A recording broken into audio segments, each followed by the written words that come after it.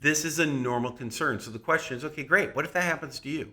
What if you need healthcare issues or you experience healthcare issues later in life?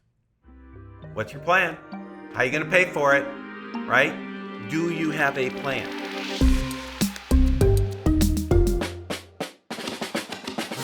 Welcome to the Retirement Today podcast. My name is Zach Holcomb, and alongside me, as always, we have Michael Reese. He's a certified financial planner, retirement planning expert, and founder and president of Centennial Advisors, located right here in Austin, Texas. Mike, how are you today? Doing great. We've got a great topic this week. I know we're talking about whether or not you have a complete retirement plan. Awesome. Really looking forward to it. Yeah, it's going to be a great conversation. By the way, before we forget, right? If you enjoy this episode or any of our episodes, make sure you hit the like button below, the subscribe button.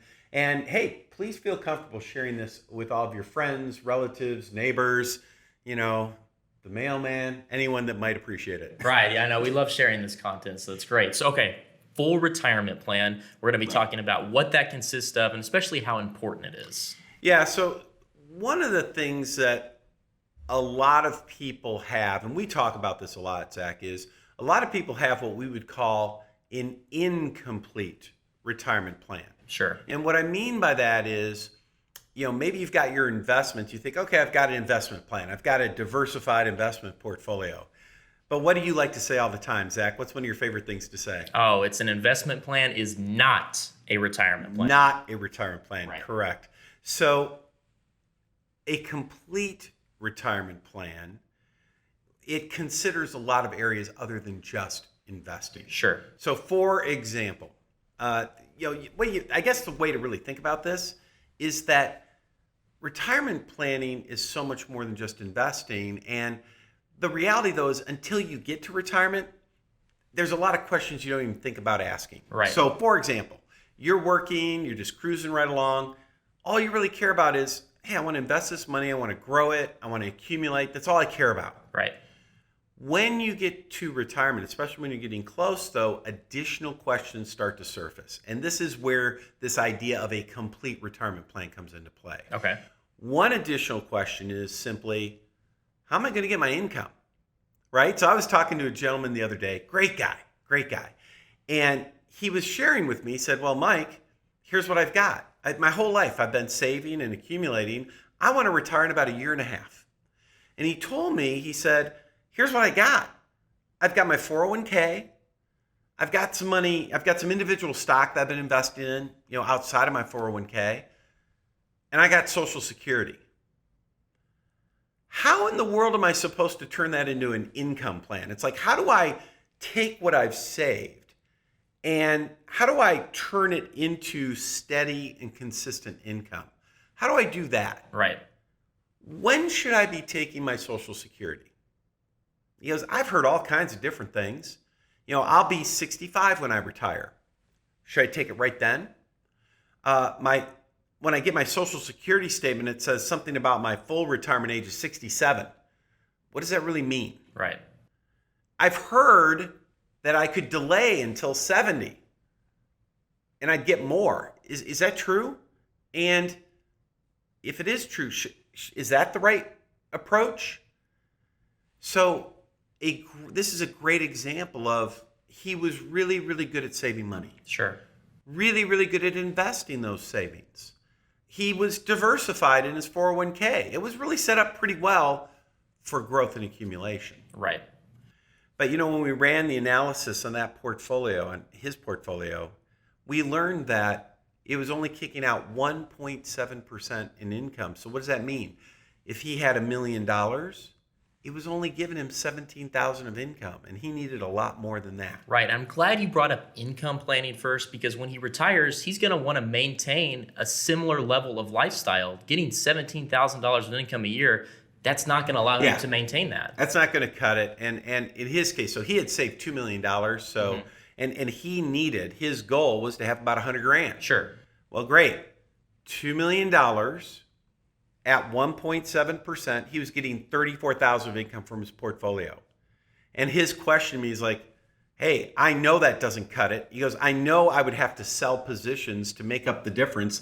That doesn't seem like a smart approach. And he's like, how do I do that? Right. So that's one area where this gentleman, you would think, okay, you've got all your ducks in a row. I mean, gosh, you saved a couple $1 million. How could this go wrong? And his comment was, hey, I know how to save and I know how to grow. I don't know how to generate income. So that's one question that has to be answered for retirement. You need that steady paycheck. And if you don't have an income plan, a plan to figure out strategically how are we going to make this work, then your retirement plan would be incomplete, right? So that's one area that we would talk about. Here's another area. Hey, Zach, what do you think is one of the number one concerns people have as they're entering into retirement? Oh, it's always going to be taxes. You would say that. That's a big issue. Right. Not what I was thinking, though. Oh, okay. I will talk about taxes, but I'll do that a little bit later. We're not there yet. All right. What do you think if like, let's say we're doing a public event and I pull out a little whiteboard, like a flip chart, and I just ask the audience, I say, tell me, what are some of your biggest concerns for your retirement? What are some of your biggest financial concerns? And they start, making money last, taxes. But there's one that comes up all the time, right, that we might not think of originally. What do you think that might be? Any guesses? Healthcare. There we go. Very good. Got it. Wow, I give you a gold star for the day. So healthcare, the cost of healthcare, it's just going through the roof. Right. And if you think about it, when you're younger, I mean, gosh, you're 27 years old. How often do you use the healthcare system? Very infrequently. Like when you get sick. Yeah. I'm 56, right? I had to think about that for a minute. Right. I'm 56. I'm approximately 30 years older than you. Yeah. How often do I actually go see the doctor? More often than me. No, I don't. No. I'm a guy. I don't. But maybe, what about Becky? Becky, my wife, we won't talk about her age. Younger than me, Sure. obviously. Yeah. But, women, she goes to the doctor on a regular basis for checkups. Sure. Us men, we just stink at this. Just ignore it. Yeah. But if you think about it, though, when you're younger and healthier, you really don't use the system as much. Right. So when do you use the healthcare system? When you're old. When you're older. When your body's breaking down. Sure. You're in your 80s. It's like you're seeing your doctor every week. Right. So here's a question. We said healthcare costs are going up. So this is an issue where we're going to use it more and more and more as we get older and older. What's happening to costs, though, at the same time as we get older and older? They are going... It's increasing. It's like a hockey stick growth, that compounding, right? So it's natural that people say, well, gosh, what am I going to do about healthcare costs later in life? Right. Medicare is a great health insurance system. It covers a lot of stuff. But, Medicare, we talk about our national debt being a problem.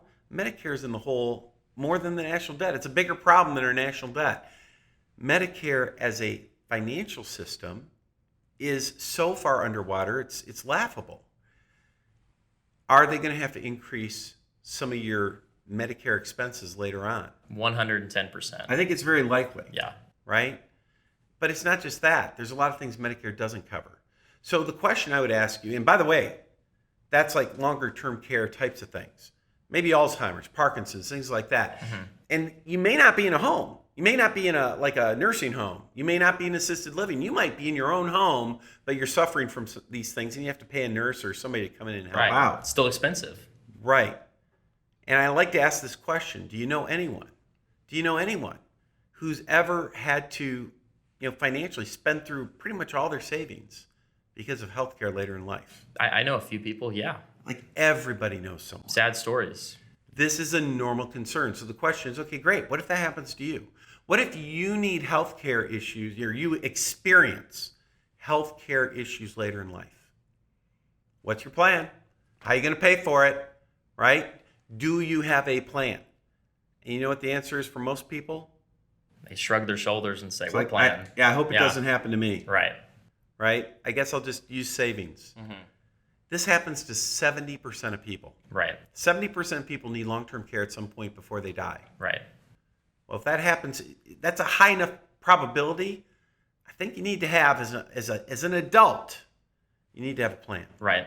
So if you don't have a plan, well, then guess what? Your retirement plan is incomplete. Right. I think most people would rather plan their next vacation than a healthcare plan, but it's so important. You can't neglect it. You have to do it.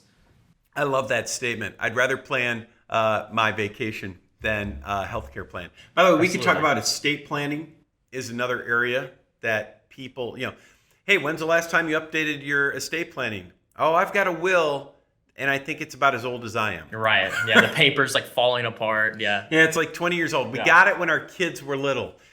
Again, another area. A complete retirement plan is one in which your wills, trust, your estate planning is up to date as well. Sure. Right? You got to take care of your family. Right.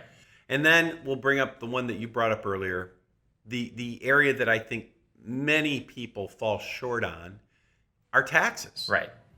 So when we talk about having a complete retirement plan, taxes are a big part of that. Now, just like healthcare costs are doing what over time? They're going up. They're going up. What are tax rates likely to do over time? Ultimately, probably go up. They're increasing, right? It's just a matter of time. It's not, are they going to go up? It's just when and by how much. We know taxes are going to increase over time. And for many people, they've been following what I would call conventional wisdom. Sure. So what do I mean by that? What I mean is that when you are working, if you ever go, you have a 401k. Sure. Right? That's always the big thing. Right. 401k, and there's always these meetings. Right. So there's person presenting, and that person comes in, they're always dressed up super nice, like suit, tie, maybe, very business attire. Right. And they say, you should be saving tax today. Right. Like, put money in this 401k, and the greatest thing, like, you save tax today, right? If you put $10,000 into this 401k plan, that's like a tax deduction, $10,000. Isn't that cool? Save tax today. You're working, you're making a bunch of money, you're in a high tax bracket today. Instead, so save tax today, pay tax later when you're retired, Zach, because you're going to be in a lower tax bracket then. Sure. Conventional thinking. It's what people think. That's it. That story has been given since 401ks were invented in the 80s. Right. Right? I think actually the first 401ks technically came out, and I think it's 78 maybe. Mm-hmm. But it's, for years, that story's been told. Right. But here's the problem. You know what I see every day? I see that we can call, there is a card game out there called BS, right? Yes. Where you try to lie to your fellow card players, and if they catch you, they call BS. And it's a family show, so I'm not going to actually lay it out there. But when I talk about, hey, your taxes will be lower in retirement, I can call a big BS in a lot of cases. Right. We see it every single day. All the time. Literally every day. And what happens is, guess what? Your taxes might be lower in the early stages of retirement. Sure. But here's what happens. As you get older, what happens when you're 72 years old? You got to take those RMDs. Required distributions. What if you don't want to take it out? You say, I don't need the money, right? The IRS says I got to pull $24,000 out of my account. Well, if I don't want to, I still have to. Yeah, but let's say you're stubborn. Sure. You're stubborn, Zach. And you're like, I don't care what the IRS says. I don't need the money. I'm not going to do it. What happens? They're going to penalize me. Yeah. How much are they going to penalize 50%. 50%. And you still got to take it out and pay tax. So before you know it, you're paying like 75% tax on that distribution because you were stubborn. Yep. Right? So you got to take it out. And here's a dirty little secret that the IRS doesn't want you to know. With required distributions, the percentage that you have to take out each year, it grows. Mm-hmm. So your first distribution at age 72, it might be like 4% or something. You start getting out into your 80s, those distributions get to be enormous. Right. And the taxes on those distributions, not only do you pay tax on the money coming out of that IRA, you're paying tax. A lot of times that distribution makes you pay more tax on Social Security, sure, more tax on your on capital gains and dividends. It makes you pay more tax everywhere. Sure. So what happens is you may say, oh, hey, I'm retired. Look at how low my taxes are today. Just fast forward a few years and look at what they look like then. Right. And a lot of times they're more than you've ever paid in your life. Now, here's the deal. If you had a complete retirement plan, you would know the tax road you're on. You would know, hey, this is where I'm going from a tax perspective. If you had a complete retirement plan, you would be sitting down with your advisors every year, looking at your tax return and identifying what can you do now to alter what your future might look like in a positive way. Right. A complete retirement plan looks at taxes a lot of times even more than it looks at the investments. Sure. I find most people, though, that's not the case. Right. That was the same gentleman I was talking to, saved a couple $1 million. Mm-hmm. He had asked me that question as well. He said, Mike, when it comes to that, my taxes, he's like, man, he was on one of our master classes. We do these online master classes, and he was on one of those. And he asked me, he said, Mike, you gave us that example in the class about, what taxes look like during retirement. He goes, I've never seen anything like that. And I really, I need to know, what about me, right? What does that look like for me? Because he goes, in my case, it's probably going to be worse because the example you gave in the class, they had, I've got more money than they do, and I want more income. So it's probably going to be worse for me than it was for them. And I want to know, what can I do? He goes, hey, I'm 63. I'm going to be retiring in a couple years. Mm-hmm. But hey, what should I be doing now so it doesn't look so bad later on? Right. Right? A complete retirement plan includes that. Absolutely. So one of the things that we wanted to talk about today is, what makes for a complete retirement plan. So let's kind of work our way through that. Okay. Number one, we said investing, is that going to be part of a retirement plan? Absolutely. Of course it is. You've got to have an investment plan. And by the way, I'm just going to throw this out there. We don't have time. This might be a topic for a podcast another day. But when it comes to your investing, now this is really key. You want to have what's called an asymmetrical plan versus a symmetrical investment plan. Right. Asymmetrical versus symmetrical. And by the way, the key difference there is symmetrical means, hey, I start the year, I expect I'm going to average, say, 8% this year, but I might be up 30%, I might be down 30%. In other words, my up and down is about the same. Sure. Asymmetrical is, hey, I think I'm going to earn 8% this year. I might be up 25, or I might be down 10. Sure. In other words, different range, right? It's not the same. It's not plus 30 minus 30. It's plus 25 minus 10. Sure.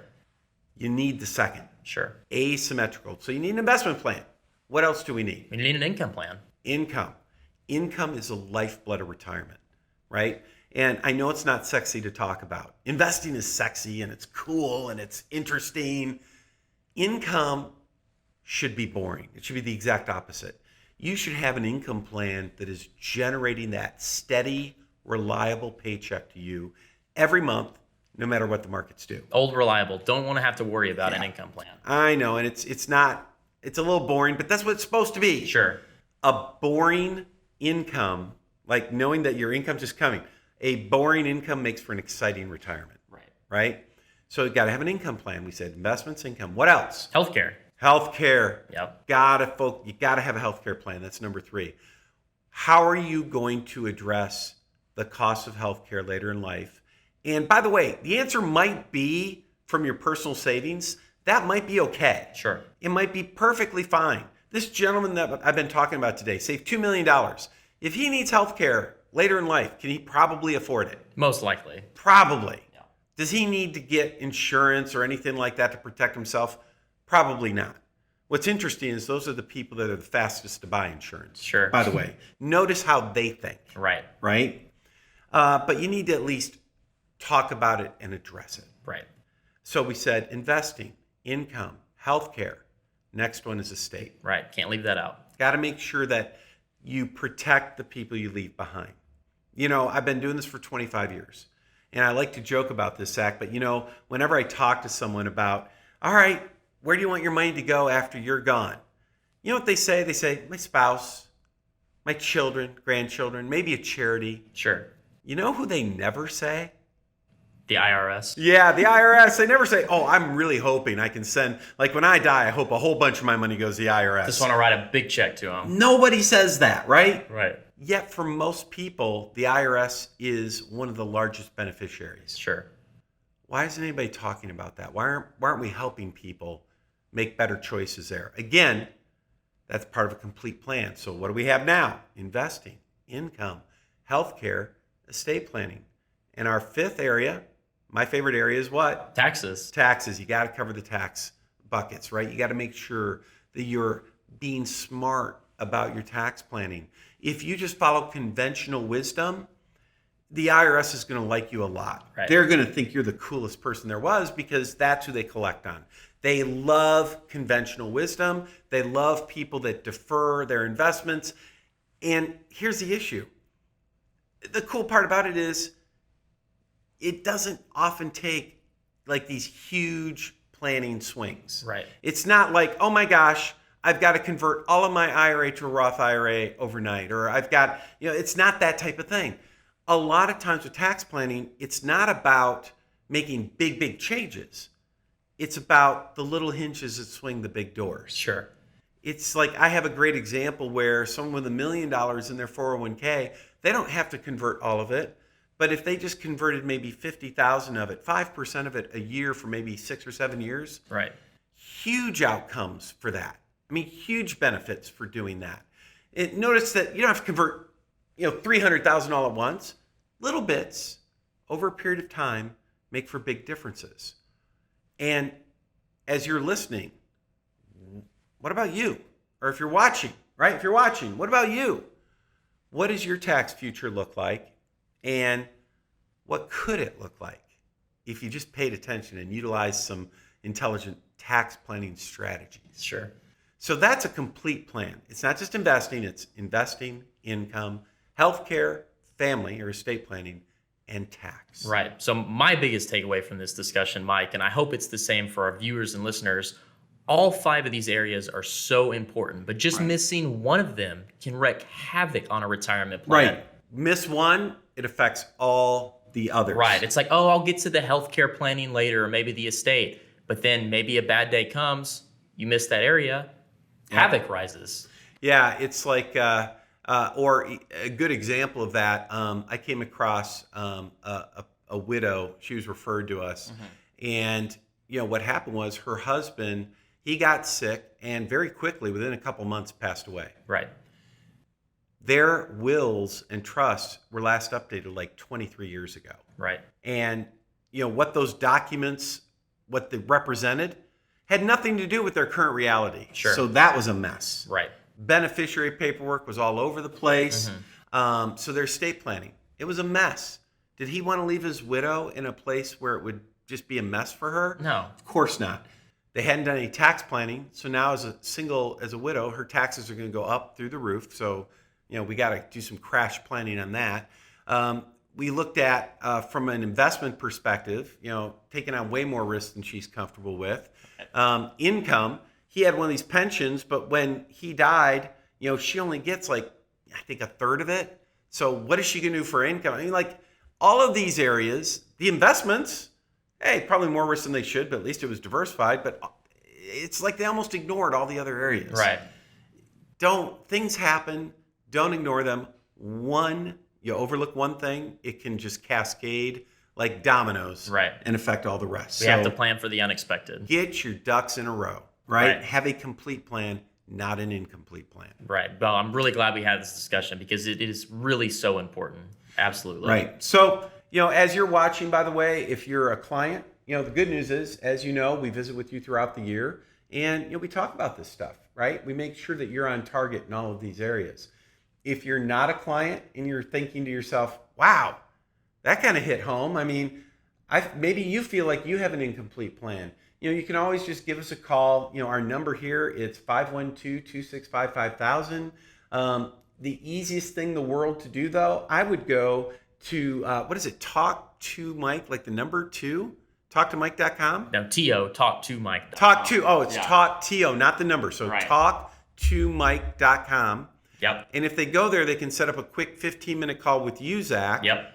You learn a little bit about what they're trying to accomplish, and then you put them with the person on the team, whether it's me, Kevin, Elizabeth, somebody on the team who can best help them answer their questions, and give them advice that they need. Yep, it's a great opportunity to talk about those 5 areas that we just discussed, see where you're at in those areas of planning, and maybe see, hey, are there room for improvement in some of those? Right. Sometimes it's good just to get double checked. Sure. Right? You might say, I have that happen all the time where someone says, I think I'm doing okay, but it'd be great to have a third party, someone who's a true fiduciary, double check what we're doing here to make sure we're on the right path. Absolutely. Right? 100%. All right. Hey, that's our show this week. I know we try to do this every week, try to give you great content.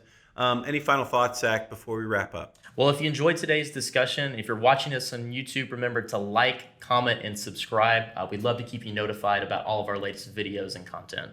Fantastic. Take care, everyone. We'll see you next week.